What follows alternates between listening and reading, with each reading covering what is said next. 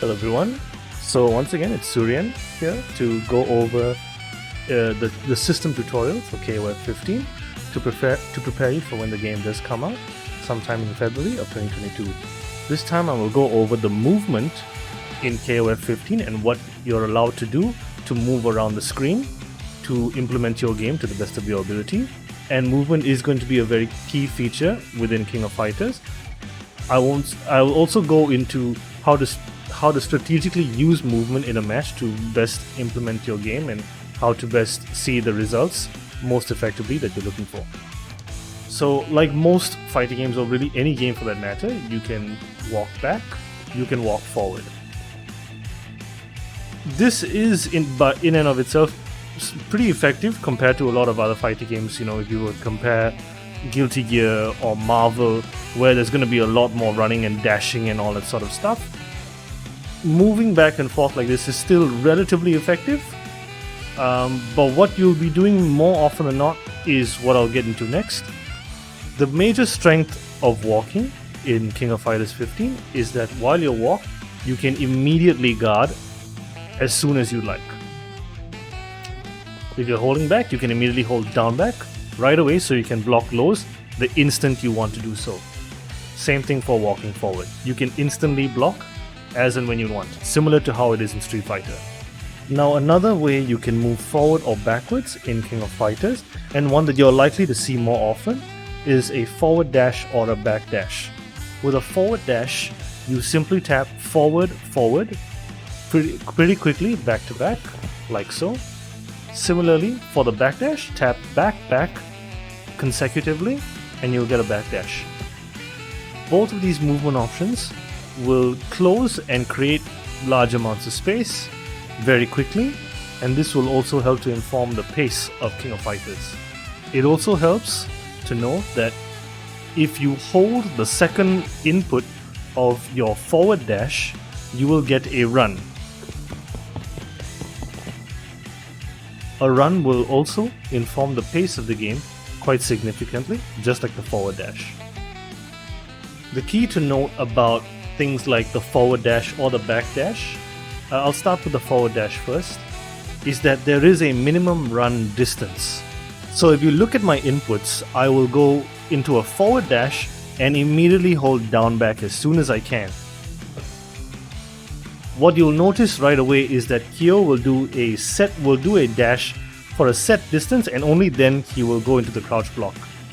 Basically what I'm implying is that there is a minimum run distance that has to take place if you are going to go for this. Meaning that in this window, you are still liable to getting hit.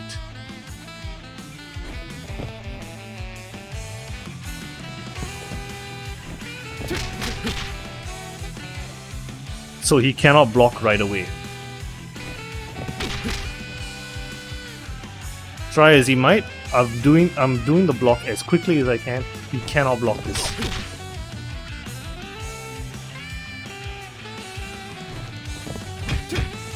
But he can block once that minimum run distance has been completed. Another thing to note about forward run is that you can halt your forward run with a back input and immediately tap forward. You don't have to re-input forward again, and it will still hold the run.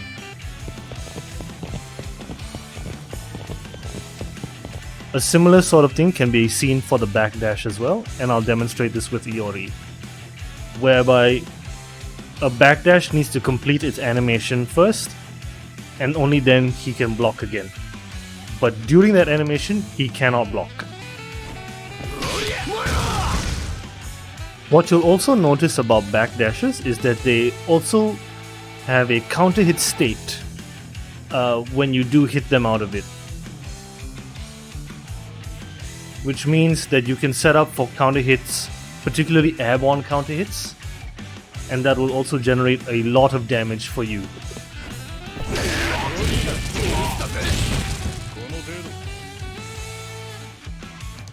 Also, it's worth mentioning that some backdashes can be augmented, and this is going to be very character to character specific. So for example, Kyo can use his down C and he will be able to extend the range of his backdash and reduce the recovery.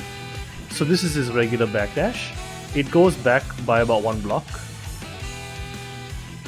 And this would be his backdash if he couples that with his down C input. A little further than the 1 block, and it recovers a lot quicker. So if you were to combine this and do this repeatedly, you can create space much quicker than if you were just spam backdashes. I'll demonstrate this. So you'll notice that there's some amount of lag when this happens. If you was to do the down C method, this would be how it looks. And just like that, with 2 backdashes, I'm already full screen. Iori has the same thing with his jumping back B, the taco as it's called. This would be Iori doing a backdash regularly. He'd need about 2.5 backdashes to be completely full screen. And this is his backdash if he couples it with the taco. Within less than 2 backdashes, he's already full screen, and he was able to do so much quicker. Also, yes, I forgot to mention, another thing about backdashes is that they are airborne on the first frame, meaning that you cannot hit the opponent low and you cannot throw them on the first frame.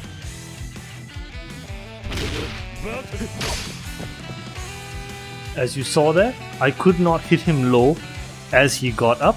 I could only hit him when he recovered. And I tried to throw there and it did not work because he's airborne, so a regular throw will not work on an airborne opponent.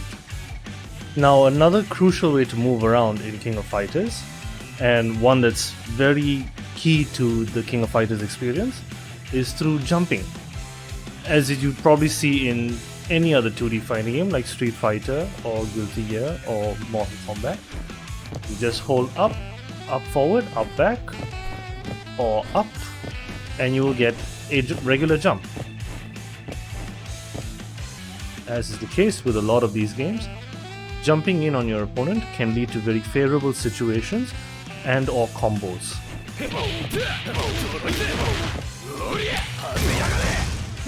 That said, as is the case with a lot of these games, especially if you're coming from Street Fighter or Mortal Kombat, jump-ins can be risky because you cannot block while a jump happens. So if your opponent can react to it just like they do in Street Fighter, they can anti-air a jump and make your opponent pay for that mistake of taking that risk unnecessarily.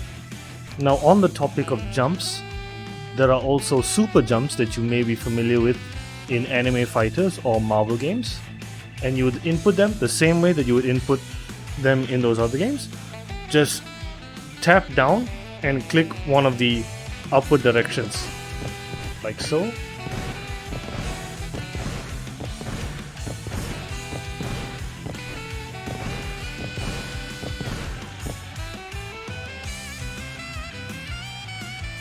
Now you'll notice with these super jumps, they tend to travel much further spaces. They tend to go maybe a tad bit higher, and they also cover a larger screen distance than regular jumps. Unlike a game like Street Fighter or Mortal Kombat, a super jump would allow you to get something pretty damaging, or if not pretty promising, all the way from much further away, and still be a threat to the opponent.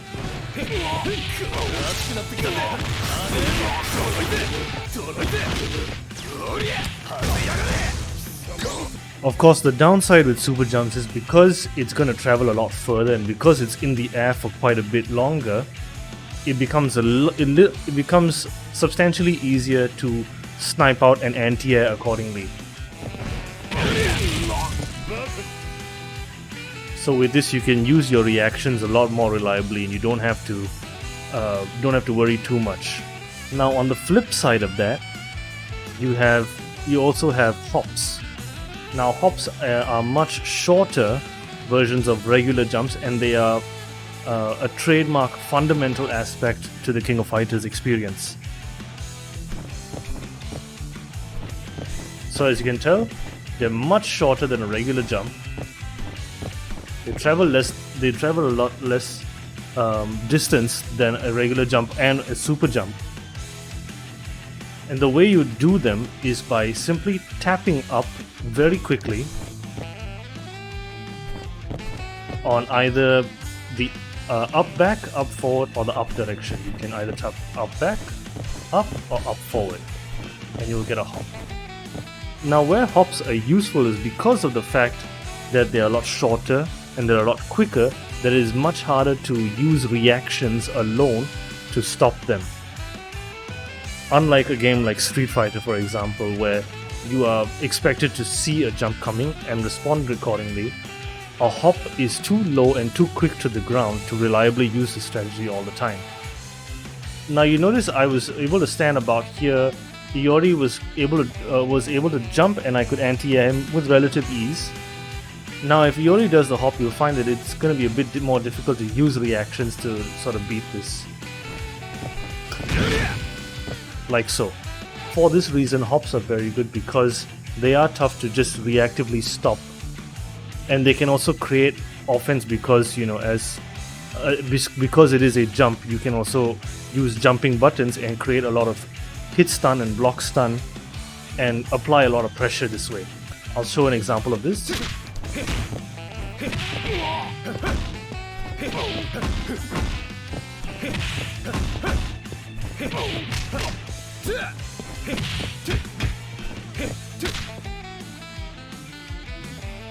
So trying to react to that is going to be very difficult, but there are ways around it, and we'll get to that soon enough. Now the other movement option you want to keep in mind is called a hyper hop. Now a hyper hop is somewhere in the middle of a super jump and a hop. So it kind of takes the best of both worlds. And this is probably the jump you're going to see, I would say, the most often in King of Fighters. So it grants the speed of a super jump, and it travels the distance that you want out of a super jump, but also stays low to the ground, making it also difficult to react, to reliably anti-air it. To do a hyper hop, you want to tap down just like a super jump, but instead of holding up like a super jump, you want to tap up like a hop.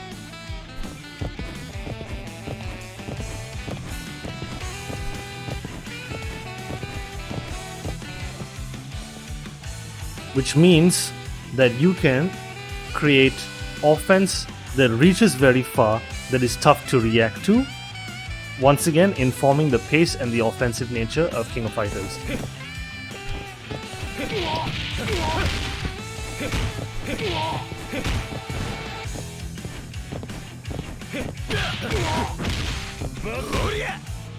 Now a crucial thing to note about super jumps and hyper hops, you cannot do them neutrally. Which means to say that you cannot do a super jump if you tap down and up, you will just get a regular jump. There's no difference. And also, you can't do a hyper hop neutrally. So this is a hop, this is if I do a hyper hop, there's no difference, it's still a hop. You can only super jump with a direction, and you can only super jump with a direction, and you can only hyper hop with a direction, like so. You cannot do them neutrally. Another thing to note is that super jumps and hyper hops can also be accessed while running. So if you run and do a hop, it'll be a hyper hop. If you run and do a jump, it'll be a super jump. So if you want to just run and do a regular hop or run and do a regular jump, you may want to hold back or down back first so you can stop the run and then move into the hop or the jump.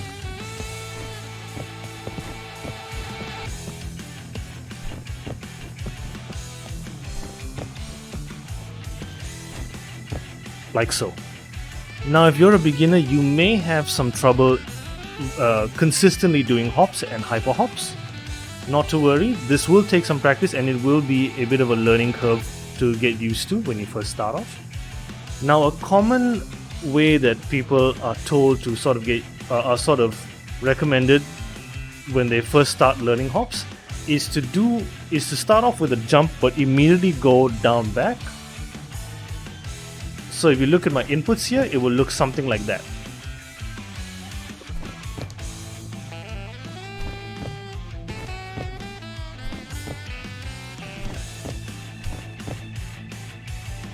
Now, this has worked for some people, I think, but it didn't work for me personally. So what worked for me, strangely, is if you look at a fireball input like this, I'm just doing a roll. So I'm sort of using a similar sort of method with my arcade stick, but instead of rolling from down, I'm rolling from forward, and I just flick up. I just flick up forward. I feel this is a lot more natural to me. So I just hold forward and I flick into the up forward direction.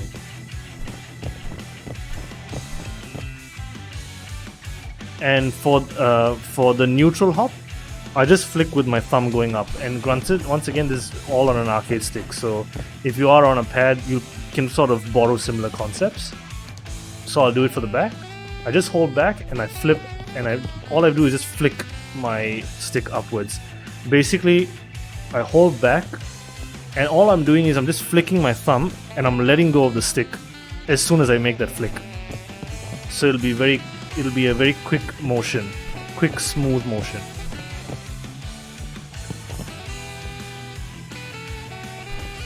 And then once you get comfortable with this, you can sort of shorten that amount of walking forward that you do to the point that it'll just be that.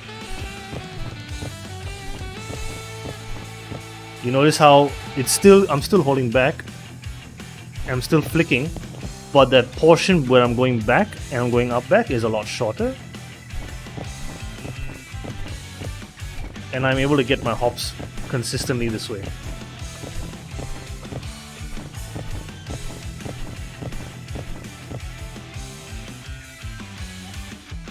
You can apply a similar methodology for the hyper hops. In fact, what you'll see most often on my screen is you'll see something that looks a bit like a TK motion, where I go quarter circle forward but then up forward.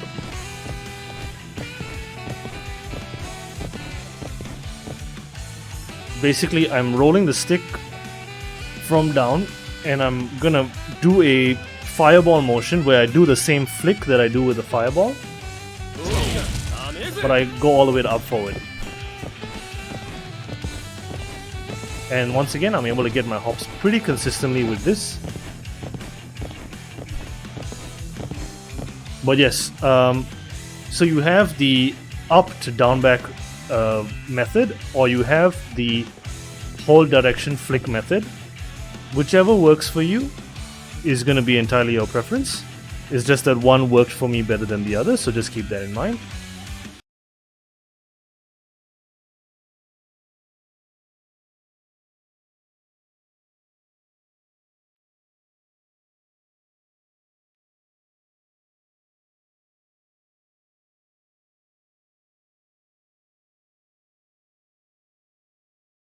And that'll be it for the movement in King of Fighters. I hope you were able to pick something out from this. And yes, if you happen to have any more questions, if you need any more help with this, feel free to leave a comment, or you can come by my stream. I'll be sure to just go over what you need help with.